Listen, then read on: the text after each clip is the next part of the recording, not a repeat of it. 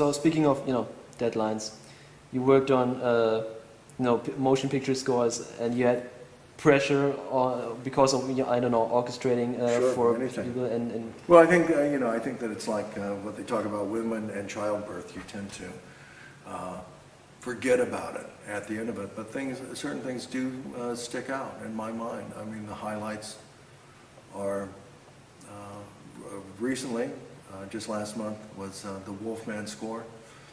A lot of pressure on that, and then similarly with Danny Elfman, score I did with him as an orchestrator. On this last one, I actually wrote music and had to integrate original music into Danny's thing, but on that Sleepy Hollow, like I said, as I remember in London one week where I had 2 48-hour days, and then there was a film that a friend of mine did. I told him, I said, Bill, you make me feel 20 years younger, except I'm not. It was Tale of Despereaux, where we had to orchestrate like 200 bars of music between 10 o'clock at night and 6 o'clock the next morning,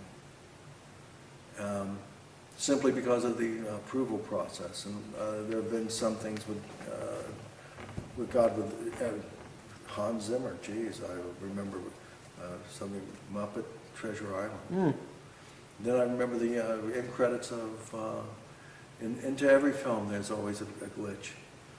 I remember with one, Rocketeer, I remember showing up at 3 o'clock in the morning with the end credits to John Neufeld to get his approval, because I was orchestrator in training, so to speak.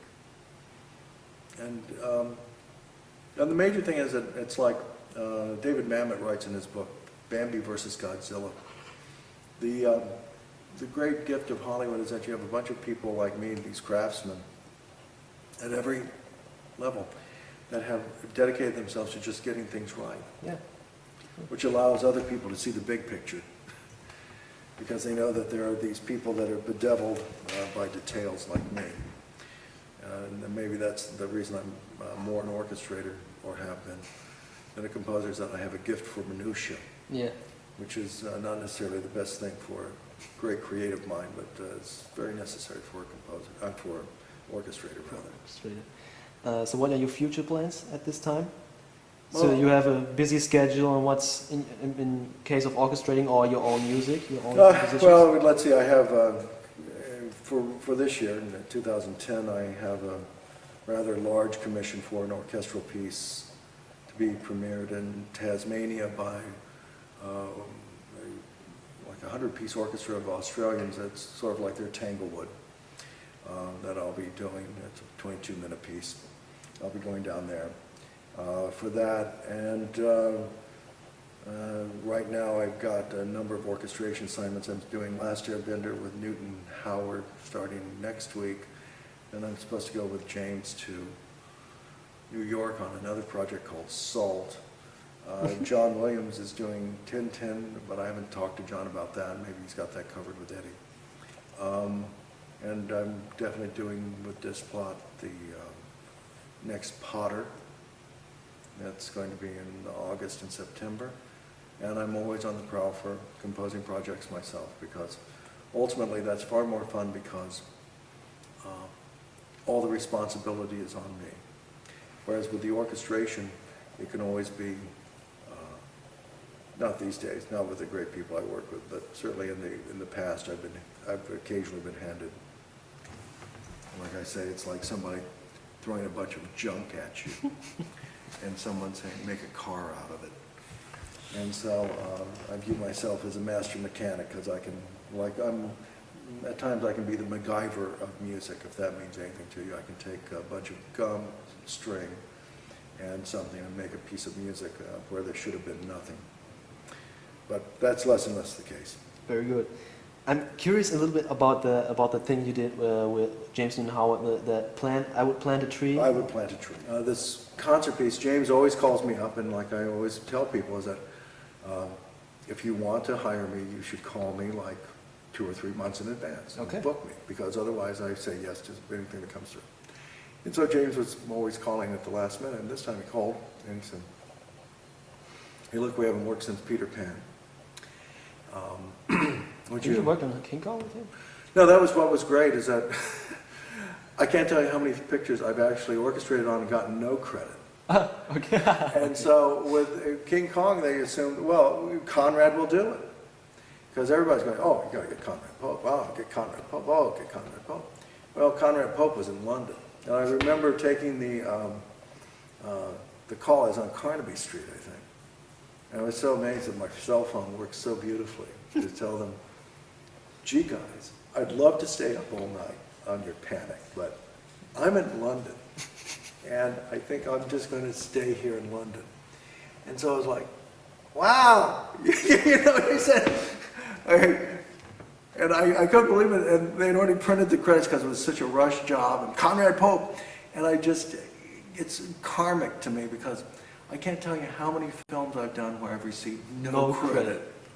Oh no, I mean, if you look on IMDb, you'll see that I'm listed with like maybe 100 films or something like that. I'm actually on the contract of 340 films in some capacity as a musician. And the capacity can be quite a low capacity, from the proofreading or takedown to playing on them or conducting. But you know, I've been around the block, and so when this was, and been ignored a lot of times. I always think of the one that, there was one thing I wanted credit on so badly, and it would have helped my life at that particular time, and didn't receive it. But you know, that's how life goes. That's how it goes. But no, cute. But Peter Pan, so in any case, Yeah. James called me up and he said, hey, I got this concert piece and I'm told you're the guy to go to. I said, well, I don't know about that, but I'm a guy you can come to. And he played me the piece, and it was a good piece, and he had a lot of great ideas, and like everyone knows with MIDI, you know, I hear MIDI sort of like I was talking about how I hear the piano. You do? I try. I mean, sadly, I've got this very active imagination, so when I hear something, I go, oh, this would be great, but just one trumpet. No, take this out. Yeah. And even though in the MIDI I know that you have to use the violins with the trumpet here, this is only trumpet. Because in the real world, you know, you put this here, you put that there. One of my phrases that I got from Elliot Kaplan, who was a great orchestrator, worked with John Neufeld a lot. In fact, he started out doing newsreels in the 60s. He was a great guy. And he did Time Tunnel and all these other things, but Elliot was always on, he was on Rocketeer, the first film I ever really, that was my first big film that I was thrilled to be part of. Elliot always said, if you want to hear the trumpet, carve a space for it. Don't put anything. And so that's what I do. I sort of hear these things and have these ideas. And like I said, I've done literally days of arranging of music. I mean, in the sense of total number of hours. Yeah. So I have, you know, a composer at times might be, you know, like I said, I've worked on, as a musician, somehow 300 and some odd pictures, maybe 400 at this point. I don't know, I haven't counted up. I'd have to see. Every July 1st, I get an accounting of all the things I've done.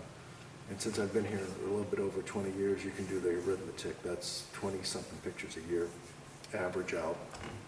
So I've been blessed with having a working life here. Yeah. As John Neufeld used to say, it's a living but no life.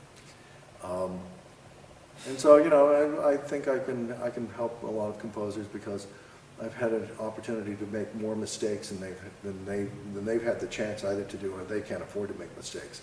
So come to somebody like me. Like Schoenberg once said about his harmony lyra, he said, this book have I learned from my students. And I tend to say, my technique have I learned from my mistakes. And because I always go in with an idea of what things should sound like, and I've walked away always going, I should have done this, this, and this. And if I next time I do that, I'll do this, this, and this. And so I think that's one of the reasons that I'm also pretty good at the orchestration job. I've made a lot of mistakes. It doesn't sound too flattering or too self-congratulatory, but trust me, mistakes you remember better than successes. I think so.